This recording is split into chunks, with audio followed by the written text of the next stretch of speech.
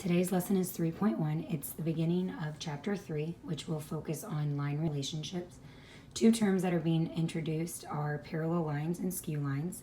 Parallel lines is one that you may be familiar with. We know that's when lines don't intersect, but we also need to consider that that's when they exist in the same plane. So in this picture, line M and N are parallel and both exist in plane T. Skew lines, which may be a new term, is whenever lines don't intersect and they're not coplanar, so they're in two different planes. So an example of that is line M and K. They won't intersect with each other, but they don't both exist in the same plane. Planes can also be parallel, and this is an example of that, plane T and plane U, because they don't intersect. Lines K and N are intersecting lines, and there is a plane not shown containing them. So you can see K and N crossing at that point that's unnamed. They exist in some sort of plane that is not drawn in, no shaded area. You have to have some sort of marking to show that they're parallel. That would be either arrows on the lines, as you see on line M and N, those little black arrows through the middle, or they would give you the statement to say with the parallel lines there in between that they're parallel. The parallel postulate, which you don't have to memorize the name of the postulate, but just that it exists, says that any point that's not on the line, there's exactly one line that will go through that point to be parallel to an existing one. So what that means is if line L already exists and then there's a point P, you can draw one and only one line through point P to be parallel to line L. And those arrows are showing us that they're parallel. Another postulate is the perpendicular postulate. Okay, this says that if there is a line and a point not on that line, there's exactly one line through that will make it perpendicular. So if line L exists already and you have point P that's not on that line, there's one right angle line, perpendicular line, that you can create through that point. So that's what you see here. When you have lines, if there's a line that goes through it, in this example it's T, it's called a transversal. When that transversal cuts through two already existing lines, whether they're parallel or not, different angle relationships are formed. These are angle relationships that you need to get memorized and you'll become more familiar with. Corresponding angles are in the exact same position, just on two different lines. So you'll notice the transversal creates these different angles here, okay, 4 around each of their intersection. Whenever the angles are in the same spot, like they are here for 2 and 6, they're called corresponding angles.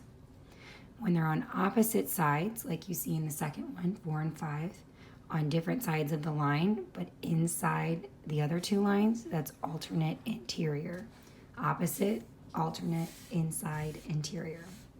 Same thing happens for alternate exterior. Opposite sides, but outside, because that's what exterior means. So outside of the two lines, and then on opposite sides because they're alternate. The last relationship is consecutive interior. That means they're right after each other inside of the lines. Interior, inside. Consecutive means right after. Okay, now we're looking for these relationships, whether these lines here are parallel or not. So your last page is asking you to practice these problems. And so what you're looking for are parts to, or angles, or points, whatever they're asking for to answer the question. So in 1 through 4, it says, think of each segment in the diagram as part of a line. Which line or plane contain point B and appear to fit the description? So you'll go through these, try out the examples. When you're done, you'll go to your homework here on page 129. It's 3 through 18 all, 19 through 23 odd, that 25 through 28 all, and 30 and 31. You can use one of the grid papers in order to answer those questions. Okay, so when you come back in here, remember it says which line or plane contain point B and appear to fit the description. So we need a line that contains point B that is skew to FG. So skew is going to be a line that doesn't intersect with FG, okay, and is in a different plane. So we would be talking about this line BC. So notice how we can extend it to show it as a line, even though right now we're just seeing it as a segment. The next one, we need a line that's perpendicular to FG that's going to contain point B. So we need a line that contains point B that's going to make that right angle. So you can help to answer that as you're looking through the picture. Same thing when you're looking for a line that's parallel to FG. You can extend it out and read it as a line or as a line segment.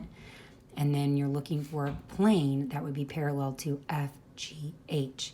So I would outline that, what plane is going to be parallel to that FGH. So there's a little clue as you outline it. Okay.